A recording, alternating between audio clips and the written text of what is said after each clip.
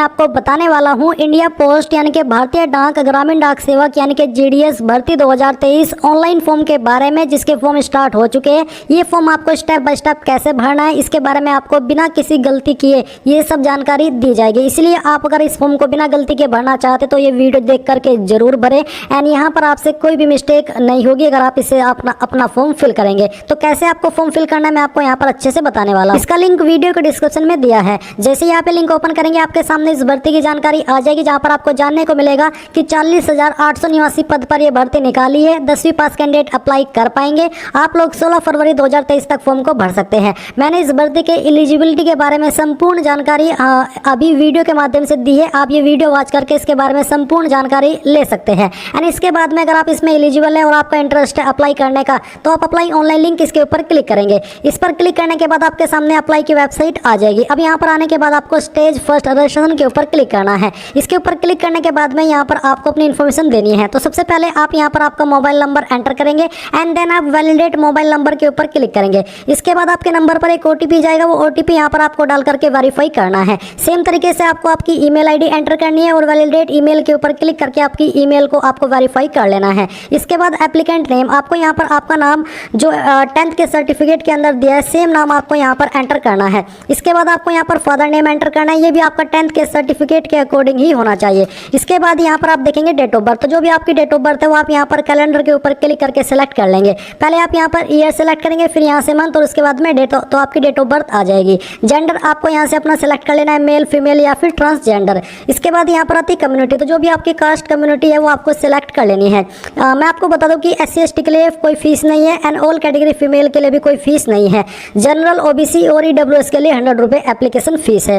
फिर आता है circle in which secondary school pass, यानी कि 10वीं आपने किस सर्कल से किस स्टेट से पास की है वो आप यहाँ पर सेलेक्ट कर लीजिए। Year of passing secondary school, किस साल के अंदर आपने आपकी 10वीं पास की है वो आपको यहाँ पर सेलेक्ट करना है। इसके बाद ये जो कैप्चा कोड यहाँ पर दिया है ये कैप्चा कोड आप यहाँ पर फिल करेंगे एंड जो भी जानकारी आपने भरी है इनको चेक करेंगे एंड सबमिट पर क्लिक करेंगे। रजिस्ट्रेशन का प्रोसेस कंप्लीट होने के बाद में यहाँ पर आता है please continue filling your details below, जहाँ पर आपसे आपका आधार नंबर मांगा है। अगर आपके पास है तो आप दे सकते हैं, नहीं तो आप इसको खाली छोड़ सकते हैं। फिर आपसे पूछा है are you a person with disability, यानी कि क्या आप विकलांग है। अगर आप हैं तो आप यस करें, नहीं तो आपको नो करना है। अगर आप विकलांग है और आप इसमें यस करते तो आपको टाइप ऑफ डिसेबिलिटी और सब टाइप ऑफ डिसेबिलिटी सेलेक्ट करना होगा। फिर आता है 12 point languages studied in secondary school, यानी कि 10वीं के अंदर आपने कौन कौन सी लैंग्वेज पढ़ी है वो आप यहाँ पर टिक कर लीजिए। अगर आपको इनमें से सिर्फ एक ही लैंग्वेज आती है तो आप एक के ऊपर ही टिक करके यहाँ पर आगे बढ़ सकते हैं। जैसे कि मैंने हिंदी और इंग्लिश दोनों पढ़ी है, मैं इसलिए यहाँ पर इन दोनों के ऊपर टिक करता हूँ और यहाँ से ओके कर देता हूँ। अब आता है वेदर एम्प्लॉयड, क्या आप अभी करंट में जॉब कर रहे हैं। अगर हाँ तो आप यस करें,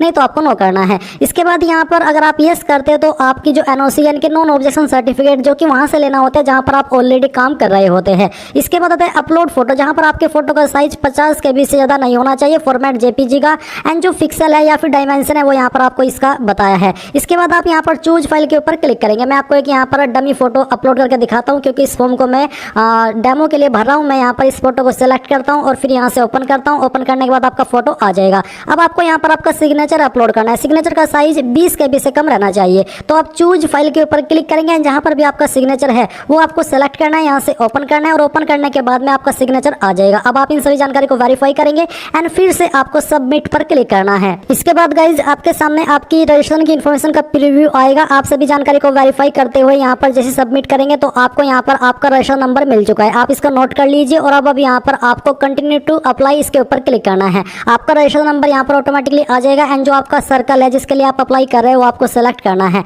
एंड देन आप सबमिट पर क्लिक करेंगे। सबमिट पर क्लिक करने के बाद में यहाँ पर आपके नंबर पर फिर से एक OTP गया होगा, वो OTP यहाँ पर आपको डालना है, कैप्चा कोड फिल करना है एंड देन नेक्स्ट के ऊपर क्लिक करना है। नाउ गाइज यहाँ पर आपके रजिस्ट्रेशन की इन्फॉर्मेशन दी गई है और आपको आपके एड्रेस की इन्फॉर्मेशन देनी है। तो पहले आपका कम्युनिकेशन यानी कि प्रेजेंट एड्रेस, तो जो भी आपका डोर, हाउस, अपार्टमेंट नंबर है वो आप यहाँ पर लिख दीजिए। इसके बाद जो आपकी स्ट्रीट है वो स्ट्रीट आपको यहाँ पर लिखनी है। आपके सिटी विलेज का नाम आपको देना है। आपका जो डिस्ट्रिक्ट है उस डिस्ट्रिक्ट का नाम आपको यहाँ पर दे देना है। अगर डिस्ट्रिक्ट लागू नहीं है तो मंडल का नाम दे दीजिए, पंचायत का नाम दे दीजिए और फिर जो आपका पिन कोड है वो आपको यहाँ पर डाल देना है। एंड अगर आपका परमानेंट एड्रेस और कम्युनिकेशन यानी कि प्रेजेंट एड्रेस सेम है तो आप यहाँ पर टिक कर देंगे। अगर अलग है तो अनटिक करके अलग से भर दीजिएगा। फिर आती है क्वालिफिकेशन डिटेल। तो आप यहाँ पर जो आपका बोर्ड है वो बोर्ड सेलेक्ट कर लेंगे। तो आपके यहाँ पर काफ़ी बोर्ड के ऑप्शन दिए आपकी स्टेट के अकॉर्डिंग। तो आपको अपना बोर्ड सेलेक्ट करना है। फिर आपको रिजल्ट टाइप बताना है कि किसके अंदर नंबर थे, जैसे कि मैंने सेलेक्ट किया है। इसके बाद यहाँ पर आपको सब्जेक्ट के ऑप्शन मिल गए हैं। तो जो आपका सब्जेक्ट है वो आप सेलेक्ट करेंगे। पहला सब्जेक्ट आप यहाँ पर सेलेक्ट कर लीजिए। 100 में से कितने नंबर आपको आए थे वो आप यहाँ पर लिखेंगे। फिर जो आपका सेकंड सब्जेक्ट है वो आपको यहाँ पर इस प्रकार से सिलेक्ट कर लेना है। अगर आपका यहाँ पर सब्जेक्ट है तो आप इसको सिलेक्ट कर लीजिए। इसके बाद यहाँ पर तीसरे सेक्शन पर आप क्लिक करेंगे एंड जो आपका सब्जेक्ट है वो आपको यहाँ पर सेलेक्ट करना है। यानी कि 10वीं के अंदर आपके पास कौन कौन से सब्जेक्ट थे वो आप यहाँ पर इन सभी के अंदर सेलेक्ट कर लेंगे, इस तरह से जैसे कि मैं आपको यहाँ पर सेलेक्ट करके दिखा रहा हूँ। तो आपको ये सभी जो सब्जेक्ट है वो यहाँ पर अपने जो 10वीं के सब्जेक्ट है उसके अकॉर्डिंग सेलेक्ट कर लेने हैं। एंड सभी में आपको यहाँ पर 100 में से जो नंबर आपको प्राप्त हुए थे वो लिखना है। तो यहाँ पर गाइज मैंने सभी सब्जेक्ट के नंबर फिल कर लिए, जैसे कि आप यहाँ पर देख सकते हैं। अब आपको यहाँ पर बोला है पास्ट मैथमेटिक्स इंग्लिश और बोथ एज एडिशनल, यानी कि अगर आपने आपकी 10वीं मैथमेटिक्स इंग्लिश के साथ में किया है फिर दोनों से किया तो आप यहाँ पर टिक कर दीजिए। इसके ऊपर टिक करके आप यहाँ पर बताइए कि आपने किसके साथ में किया। जैसे कि मैंने मैथमेटिक्स भी मेरे पास था और मेरे पास इंग्लिश भी था, वो मैंने यहाँ पर दोनों सेलेक्ट कर लिया है। इसके बाद अगर आपके नंबर CGPA के अंदर है तो आप यहाँ पर CGPA स्कोर अपना दे सकते हैं। इसके बाद आप यहाँ पर सेव एंड कंटिन्यू के ऊपर क्लिक करेंगे।